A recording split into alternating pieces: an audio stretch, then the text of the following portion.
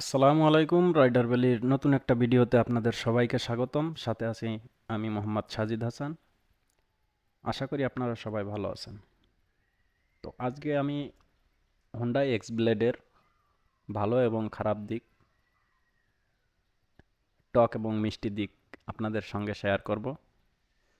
তো সর্বপ্রথম চলুন শুরু করি টক দিক দিয়ে, অর্থাৎ যে খারাপ দিকগুলো আছে সেই দিকগুলো সর্বপ্রথম আপনাদেরকে শেয়ার করব, যেটা আমি 12,000 কিলোমিটার রানিং করার পর আমার অভিজ্ঞতা হয়েছে, সেইটাই আপনাদের সঙ্গে আজকে শেয়ার করতে যাচ্ছি। তো 1 নম্বর, বিল্ড কোয়ালিটি। হুন্ডাই এক্সব্লেডের বিল্ড কোয়ালিটি আমার কাছে ভালো লাগেনি। বিল্ড কোয়ালিটি একদম বাজে বলবো না, তবে বাজে। এটাতে অত্যন্ত বেশি পরিমাণে প্লাস্টিকের ব্যবহার করা হয়েছে, যেটাতে বিল্ড কোয়ালিটি আমার কাছে অতটা ভালো মনে হয়নি বা ভালো না। 2 নম্বরে যেটা বলবো, tyre section, front tyre section. ভাই, 160 সিসির একটা ইঞ্জিনের একটা মোটর বাইকে ব্যবহার করা হয়েছে 80 সেকশনের ফ্রন্ট টায়ার। কল্পনা করা যায়? যেটা 125 100 সিসির গাড়িতেও ব্যবহার করা হয়ে থাকে। 150 সিসি 160 সিসির অন্য কোনো বাইকেই 80 সেকশনের টায়ার ব্যবহার করা হয়নি, কিন্তু হুন্ডা কেন 160 সিসির একটা বাইকে 80 সেকশনের টায়ার ব্যবহার করলো? এটা তো যদিও ব্রেকিংয়ের ক্ষেত্রে তেমন ইফেক্ট পড়ে না, মোটামুটি ভালোই গ্রিপ দেয়, তবুও দেখতে একদমই বাজে লাগে। সামনের দিক থেকে দেখলে মনে হয় যেন 125 সিসির একটা বাইক সামনে আমার, এরকম একটাই ফিল পাওয়া যায়। তো যার কারণে লুকটা অনেকটাই কমে গেছে। তো এরপর যেটা হুন্ডা বরাবরই করে থাকে, সেটা ইঞ্জিন কিল সুইচ। এটা আসলে অনেক সময়ই প্রয়োজন পড়ে, যেটা কোনো গাড়িতেই প্রডিউস করে না। ইঞ্জিন কিল সুইচ কেন করে না জানি না, তবে আমার কাছে মনে হয় ইঞ্জিন কিল সুইচটা থাকলে ভালো হইতো। 4 নম্বরে যেটা, সেটা হচ্ছে সিট। হুন্ডা এক্স ব্লেডের সিট আমার কাছে হার্ড মনে হয়েছে, আর একটু সফট হইলে ভালো হইতো। এরপর যেটা, সেটা হচ্ছে হেডলাইট। হেডলাইট নিয়ে একটু বিস্তারিত আলোচনা করা লাগবে। প্রথমেই বলি হেডলাইটের আলো। এটা যদিও এলইডি হেডলাইট, এটা হেডলাইটের আলো একদমই একদমই বাজে। যেটা আপনি সাধারণ একটা টর্চ লাইট ব্যবহার করলে যে আলো পাবেন, আমার কাছে মনে হয় না সেরকমও আপনি হাইওয়েতে গেলে সেরকমও দেখতে পাবেন। তো সিম্পল আপনি গ্রামগঞ্জের রাস্তায় মোটামুটি কভার করতে পারবেন, কিন্তু আপনি যদি হাইওয়েতে উঠেন বা ভালো একটা রাইড করতে যান রাত্রিবেলা, তো প্যারায় পড়ে যাবেন ভাই, এটা কনফার্ম। এটাতে আমি সন্তুষ্ট না। এরপরে এরপরে যেটা, সেটা হচ্ছে গিয়ার শিফটিং। গিয়ার শিফটের সময় আমার কাছে হার্ড মনে হয়েছে, যদিও দিনে দিনে একটু সফট হচ্ছে, তবুও একটা সমস্যা থেকেই যায়। সেটা হলো গিয়ার শিফটিং এরর। এররটা কেন হয় আজ পর্যন্ত বুঝতে পারিনি আমি। এরর বলতে, আপনি মনে করেন 2 গিয়ার থেকে 3 গিয়ারে শিফট করছেন, কিন্তু আপনার ওইটা মাঝামাঝি যে আটকে গেছে, 3 গিয়ারেও যায়নি, 2 গিয়ারেও নাই। তখন আপনার ওইটা মারাত্মক প্যারায় পড়ে যাবেন। তখন জাস্ট আরপিএমটা বাড়বে, কিন্তু আপনার গিয়ারে কোনো এফেক্ট পড়বে না। এটা খুবই একটা বাজে অভিজ্ঞতা। এরপর যে সমস্যাটা, সেটা হচ্ছে হর্ন। ভাই, এইটা কেমনে কি, এইটা কিভাবে করলো? এটা তো মানে নিলাম না, টায়ার সেকশনে ওকে, গ্রিপ ভালো দিচ্ছে, সমস্যা নাই, মেনে নেওয়া যায়। কিন্তু হর্নে কি করছে ভাই? অটোর হর্ন এর থেকে আমার কাছে যতটুকু মনে হয়েছে, মানে আমি আশেপাশ থেকে যতগুলো গাড়ি আমি যখন বসে থাকি আর একটা এক্স ব্লেডে হর্ন দিচ্ছে, তো আমার কাছে মনে হয় যে না, কোনো একটা অটো বা অটো রিক্সা এরকম কিছু আমার পিছনে বা সামনে আছে। কিন্তু সেটা পরবর্তীতে দেখি না, সেটা এক্স ব্লেড 160 মোটর সাইকেল, যেটা আসলেই অসন্তুষ্টিকর। এর পরে যে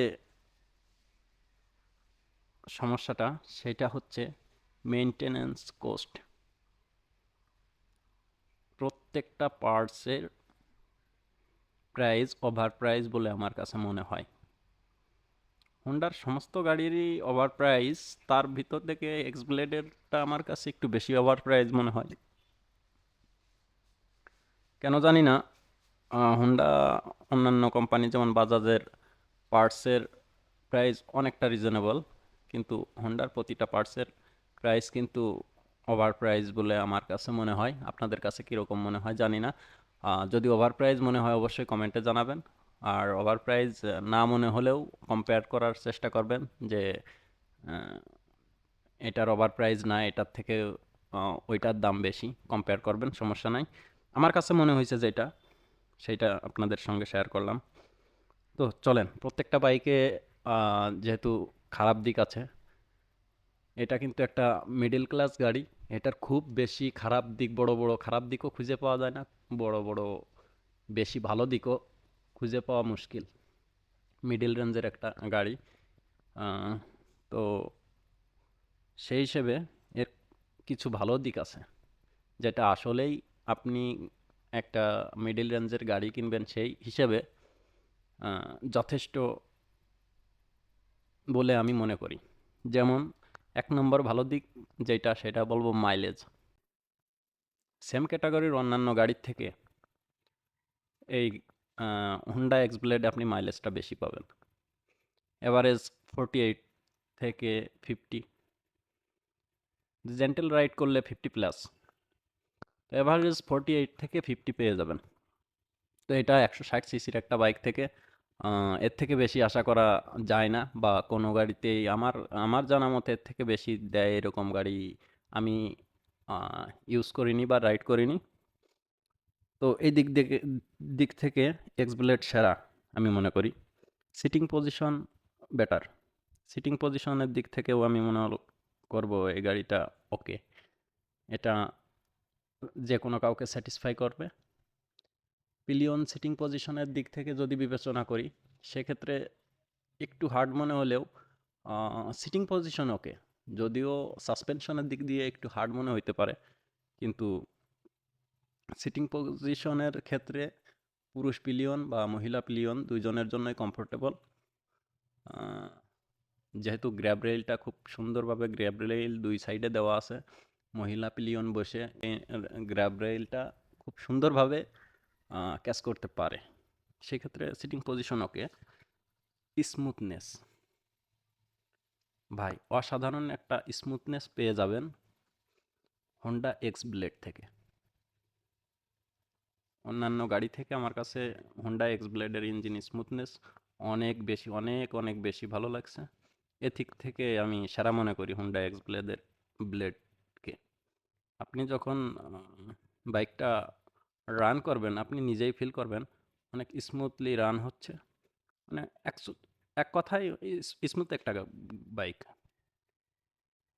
এরপরে সব থেকে, এই বাইকের সব থেকে ভালো যে দিকটা আমি মনে করি, যারা নতুন চিন্তা করতেছে যে আমি একটা বাইক কিনবো, নতুন বাইক কিনবো, এর আগে রাইড করিনি, তাদের জন্য সব থেকে ভালো একটা দিক সেটা হচ্ছে মিটার। যেখানে পেয়ে যাচ্ছেন আপনারা ফুললি ডিজিটাল এবং ইন্ডিকেটর সহ, গিয়ার ইন্ডিকেটর সহ পাচ্ছেন, যেটা নতুন চালকের জন্য অত্যন্ত জরুরি একটা বিষয়। তো সেটা আপনারা পেয়ে যাচ্ছেন। এটা কিন্তু সিবিআর থেকে নেওয়া মিটার। মিটার কনসোলটা হুবহু সিবিআর থেকে কপি করা, কপি বলবো না, সিবিআরেরটাই। জাস্ট সিবিআরে আপনি পেয়ে যাবেন রঙিন ডিসপ্লে, এটাতে পাবেন সাদা কালো ডিসপ্লে, এতটুক ডিফারেন্স। তারপর যে ভালো দিকটা সেটা ব্রেক। যদিও 80 সেকশনের টায়ারের জন্য অনেকের কমপ্লেন, কিন্তু আমার কাছে কখনোই মনে হয়নি 80 সেকশনের জন্য যে আমার ব্রেকিংয়ে কোনো প্রকার সমস্যা হয়েছে। ব্রেকিংয়ে আমি স্যাটিসফাই। অন্যান্য কয়েকটা বাইক থেকে, আমার রাইড করা কয়েকটা কোনো বাইকের সাথে কম্পেয়ার করব না, তবুও আমার কাছে ব্রেকিংয়ের থেকে দিক থেকে যথেষ্ট ভালো মনে হয়েছে হুন্ডা এক্স ব্লেড। তো সেক্ষেত্রে এটা একটা ভালো দিক বলা যায়।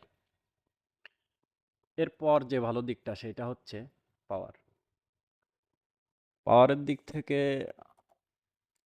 হুন্ডা এক্স ব্লেড অন্যান্য যে সমস্ত গাড়ির সাথে আপনারা কম্পেয়ার করবেন, সেম পাওয়ার, কাগজ কলমে সেম পাওয়ার প্রডিউস করতেছে, কিন্তু আপনি রিয়েল যখন রাইড করবেন তখন আপনি হুন্ডা এক্স ব্লেডে পাওয়ারটা একটু বেশি পাবেন। আপনি যখন ওভারটেক করবেন তখন আপনি নিজেই ফিল করবেন অনেক বেশি পাওয়ার প্রডিউস করে। যদিও 13.9 বিএসপি অন্যান্য অনেক বাইকে দেওয়া আছে, কিন্তু আপনি এখানে ভালো একটা রেডি পিক আপ পেয়ে যাবেন খুব সহজেই। আপনি ওভারটেক করতে পারবেন। তো এই একটা ভালো দিক। তো সমস্ত বাইকেই ভালো দিক খারাপ দিক সব আছে। তো আমার কাছে এক্স ব্লেডের যে ভালো দিকগুলো খারাপ দিকগুলো মনে হয়েছে সেগুলো আপনাদের সঙ্গে শেয়ার করলাম। আপনাদের যদি মনে হয় যে এই ভালো দিক খারাপ দিক, আমার এই ভালোগুলো প্রয়োজন, তাহলে এক্স ব্লেড কিনতে পারেন। যদি মনে করেন যে না, এই ভালোর থেকে ওই খারাপগুলো আসলে বেশি প্যারাদায়ক, তাহলে মনে করব যে আপনি আরও দু একটা গাড়ি রাইড করেন, যেটা আপনার কাছে ভালো মনে হয় সেটা কিনে ফেলবেন। তো এই ছিল আজকের ভিডিও। সবাই ভালো থাকবেন, সুস্থ থাকবেন, আর চ্যানেলটি অবশ্যই সাবস্ক্রাইব করবেন যদি আপনাদের ভালো লেগে থাকে।